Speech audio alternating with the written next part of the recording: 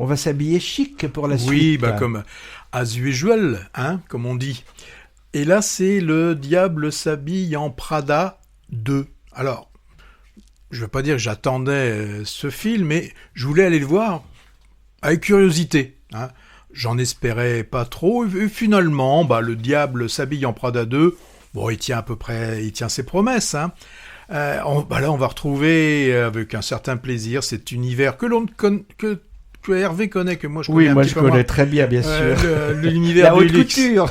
L'univers du luxe et de la presse mode. Alors là, c'est toujours aussi stylisé, mais avec une plongée quand même. Bon, c'est 20 ans après, l'époque est différente. Et qu'est-ce qui marque la différence ? C'est les réseaux sociaux, qui n'existaient pas il y a une vingtaine d'années. Et puis aussi... MeToo, et aussi la crise des médias. La crise des médias avec des journaux qui d'un seul coup mettent mettent toute une rédaction dehors, avec aussi l'apparition de l'intelligence artificielle. Ça pose beaucoup de soucis aux médias. Alors le film, donc il essaie d'actualiser son propos, il nous montre un petit peu comment le journalisme aussi a pu évoluer, la pression du numérique, ça on insiste bien là-dessus. Ouais. Bon, globalement ça fonctionne bien. Alors Miranda, on la sent moins intouchable qu'avant. Elle a 20 ans de plus.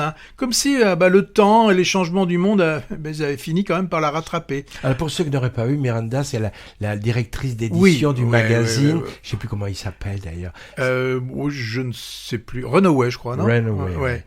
Cette dynamique apporte quelque chose quand même de nouveau. Et puis, mais par contre, ça fait perdre ce qui était marrant dans le premier, c'était le côté tranchant qu'elle avait, elle était d'une horreur absolue, mais c'est ça qui faisait le film. Il y a moins d'ironie et moins de dialogue assassin. C'est peut-être plus moderne, disons-le.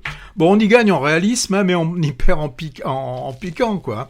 Le conflit est beaucoup moins intense, et puis on a vraiment l'impression que ce film, c'est pas un film politique, non, mais qu'il essaye quand même de faire passer un certain nombre de messages qui sont réels, ces sociétés qui sont revendues de l'un à l'autre et tout, ça existe.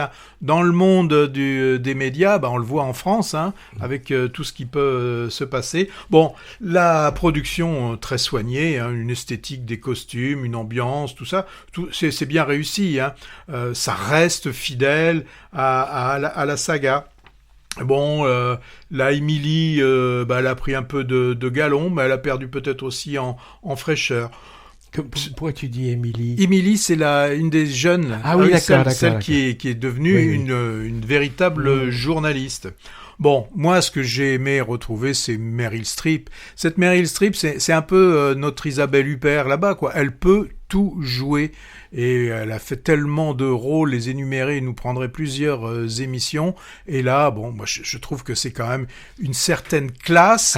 Fan de Meryl Streep. Non, mais moi, j'aime bien quand aussi, on est classe comme ça, c'est toujours agréable de la voir. Et on sent qu'elle s'amuse à faire ce genre de choses. Donc voilà, c'est un divertissement, c'est efficace, mais c'est avant tout un divertissement. Et pour cela, ça remplit ça fait le job. Il n'y a pas de tromperie sur la marchandise. Moi, je dis que c'est bien, quoi, d'aller voir des films comme ça. Tu l'as vu toi aussi ? Non, j'ai pas vu Le Diable s'habille en Prada, mais à la place, j'ai vu Le Bon Dieu s'habille en Dolce Gabbana, qui passait juste à côté. Bon, quoi dire de cette machine à cash ? Aussitôt vue, sans déplaisir d'ailleurs, aussitôt oubliée. Oui. Comme dans le premier opus, la comédie de mœurs se veut satire du milieu snob, de la haute couture, de la jet set, des magazines papier glacé qui gravitent autour, mais elle est bien inoffensive quand même. Elle est surtout prétexte à un défilé de tenues très chic, très belle, porté par les actrices principales, avec Lady Gaga en guest star, et puis un dépliant touristique luxueux sur Milan. Voilà, c'est à peu près tout. Mais bon, tant mieux si les spectateurs s'y précipitent en masse. Ça leur donne peut-être l'occasion d'être attirés par d'autres films dont ils verraient les bandes annonces. Et puis ça fait rentrer des sous dans les caisses du CNC pour aider à financer des choses plus modestes et moins convenues, comme, je sais pas moi, le démon s'habille chez Zara ou Satan se fringue chez C&A.